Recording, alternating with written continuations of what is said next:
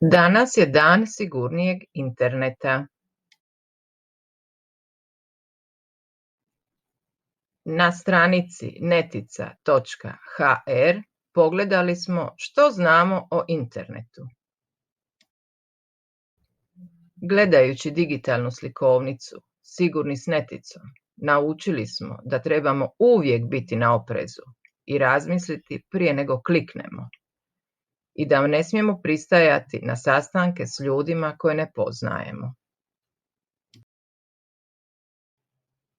Gledajući bajku Tri praščića, naučili smo da na internetu ima i zanimljivih i poučnih stvari. Na kraju, pročitali smo i savjete za djecu, raspravljali i razgovarali o njima i zaključili da moramo biti oprezni kad smo na internetu.